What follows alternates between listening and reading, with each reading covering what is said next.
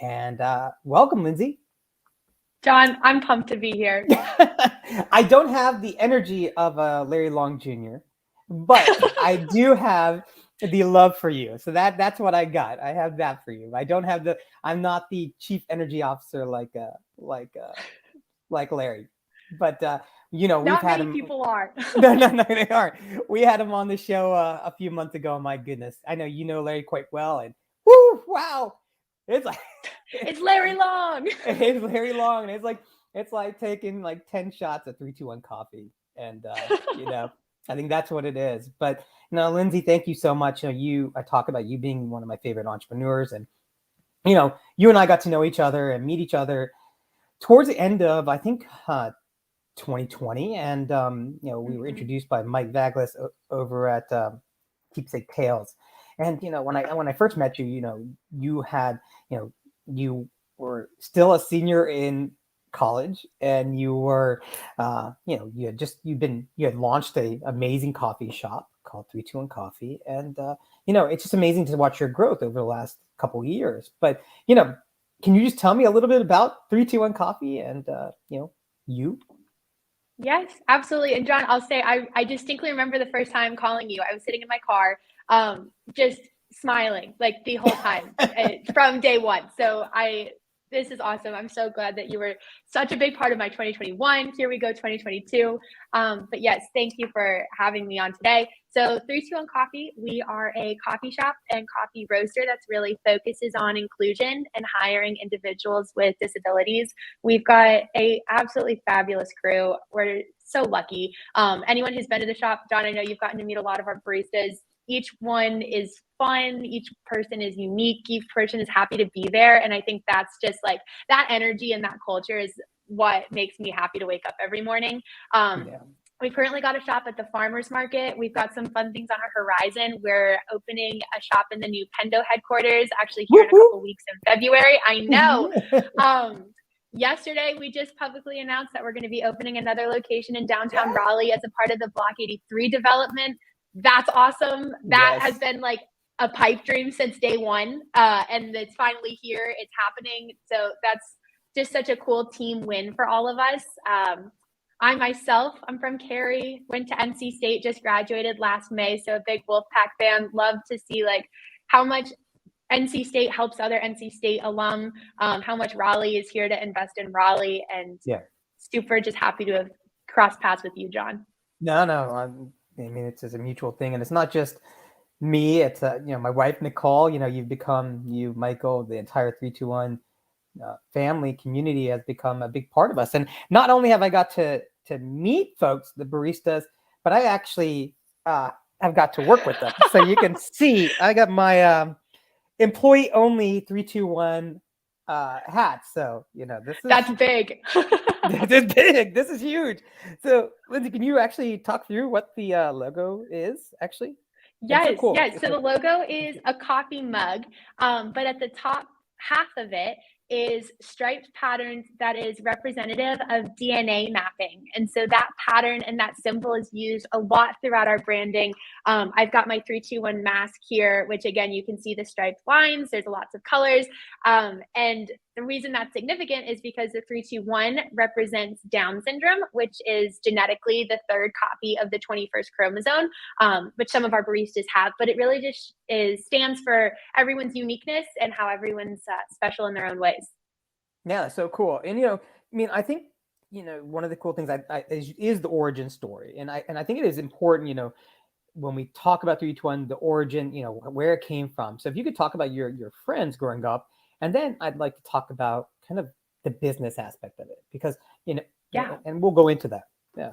Definitely. So I got into this whole space not because of my love of coffee. I don't drink coffee, but because of my love for the people. So when I was in elementary school, I switched schools. I didn't know anyone in the new school. And my first friends were 3 girls that each had a different disability. But we were third grade. We were, I think, 8 years old. So the labels, Down syndrome, DeGeorge's syndrome, didn't mean anything. Like, these girls were just my friends, and we bonded because we all liked to play hide and go seek at recess, right? Like that was the basis of our friendship. And I think that's really unique because it just sort of shows what inclusion can look like when you move past any sort of like societal stereotypes, any labels, and you just see someone for who they are. And so growing up, that was such a big part of my world and my life and my friends. Had a blast growing up. We did all sorts of things together, vacations. We went to Disney World. That was a blast. We're still very good friends today, which I'm really lucky for, going to dinner tomorrow night all together at our favorite Mexican restaurant. But anyways, we got older and just sort of saw like the unfortunate reality and drop off of employment opportunities for individuals with disabilities. And I mean, I had friends who are incredible. And I mean, they're working at 321. They're working the cash register completely independently. They're doing latte art on their lattes, which, trust me, it's impossible. I don't know how they do it. They're just great employees. They want to work, they want to learn, and they're getting jobs other places and they're stuck cleaning the bathrooms, which isn't fair. And so that was the big driving factor behind wanting to start 321 Coffee.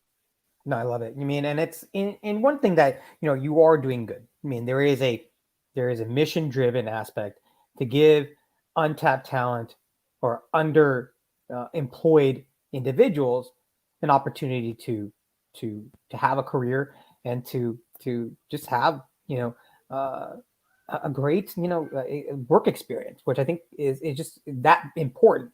And so it's interesting. One thing that I always think about often is like, y'all used to be a nonprofit, and I remember at the farmers market, you know, it's really interesting because you used to get a variety of different people. And tell me about people coming and asking for, you know, write-offs or anything like that.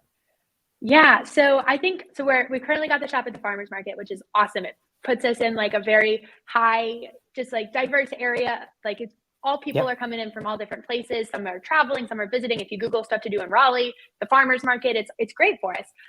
And some people, you know, they see the word 321 Coffee, they're like, caffeine, yep, in they come, great. And I think that that's really powerful because like I do want 321 Coffee to stand for being a great coffee shop and a great cup of coffee. Like it's not just a charity case. And yeah, John, it was interesting. For the most part, customers are so happy to be there, whether they're there intentionally for the mission or they discover it as a byproduct of coming in. But every once in a while, and more often than it should have happened when they found out that we were a nonprofit and sort of what we did with our employment practices, they would ask for a tax write-off for their cup of coffee. And it was so disappointing that that was the reaction. Like that is a $3, $4, $5 cup of coffee or a latte because it's of value, because it's a quality product. We spent time, we roast our coffee ourselves. So we spend the time to really like put out a great product from that point. We then are really diligent with turning it to keep it fresh and using it the next week. And we've perfected our recipes. Nothing about this is a charity case. Like this is of value. And just because someone with autism handed it to you does not make it a tax write-off. And it was disappointing. Yeah. And I think that's one of the things, you know, a lot of people think about disability inclusion as a charity, but I think what you have shown is that it's not. This is a quality product at the right price point, right? And you're providing a service for individuals, but you're also giving that, you know, a great customer experience for your clients. And I love the fact that this is, you know, where you're putting, you know, the business case for it. And for myself, you know, Nicole, my wife, and I, we are investors in 321, and we are, you know, we love the mission. We're investing in you and Michael and the baristas, but you know, there is a business case behind this. It is, you know, there's an ROI. And I think that's really important for people to understand, is that disability inclusion is, you know, there's a business case behind it. And so what have you seen from that? Like, what do you think about that aspect of like the business case for more disability inclusion? What do you think companies can learn from your own experiences and how they can actually generate more, more innovation, more returns for their own businesses? Yeah. I'm so glad you brought this up. And I mean, following the thought process of, to your point, people think of it as charity, which it's not. It's a business, and there's value that we are getting because we are an inclusive employer and because there's value that these individuals are bringing to our company. To name a few, one, we have had employees on our payroll, the same staff for the past 3 years. We have had no one leave. We are in the food and beverage space. We went through COVID.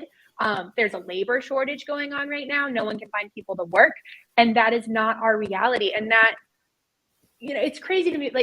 I get it. Labor shortage is talked about everywhere. We have a wait list. I added person, I think number 54 this morning. Awesome. Wanting a job at 321. So it shows that people are out there, and these people that we are lucky to work with, they want to be here. When you take the time to really commit to your people and to training them and to setting everyone up for success, they're going to commit back to you. And I think that talk about employee retention and saving on turnover costs, that's a huge value to the business. So that's a huge one. Another is just innovation that comes from diversity.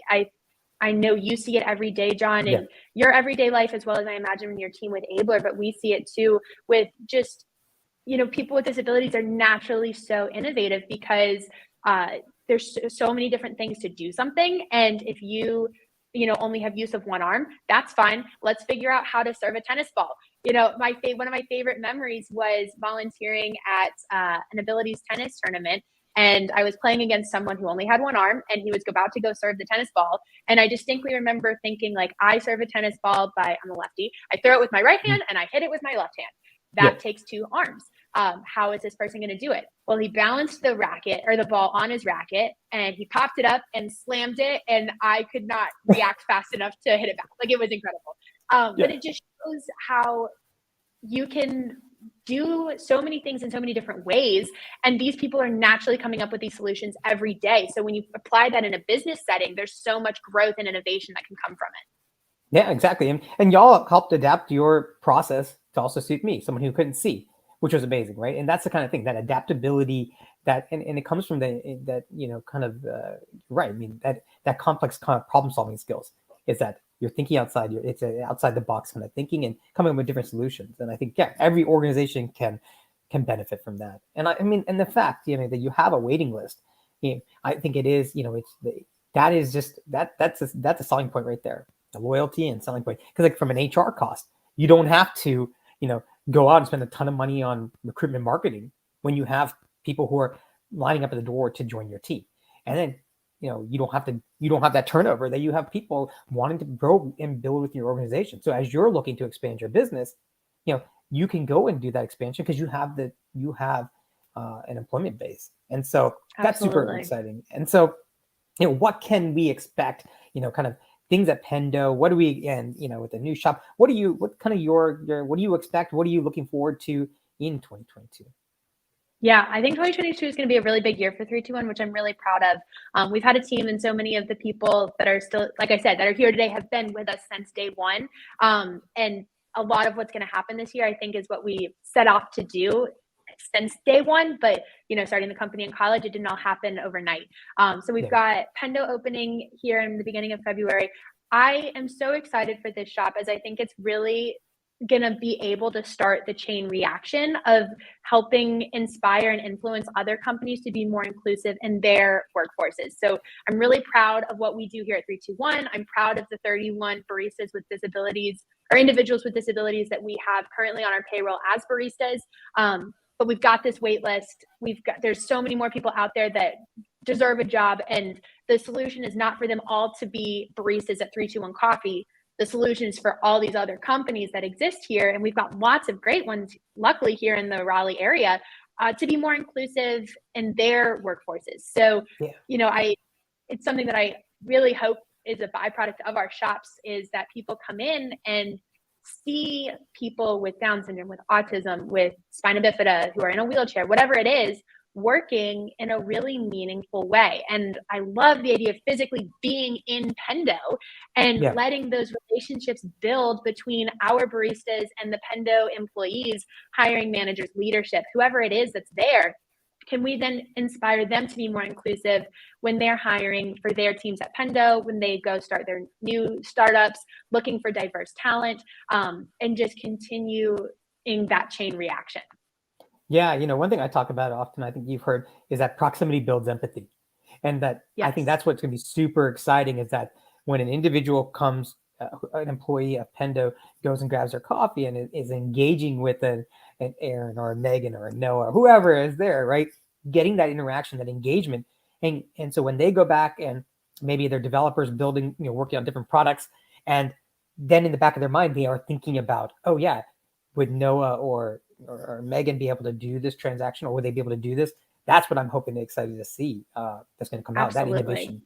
And so, absolutely, like from a Pendo perspective, what have they done to help make this experience just really good for y'all? And what do you think other companies can take from this?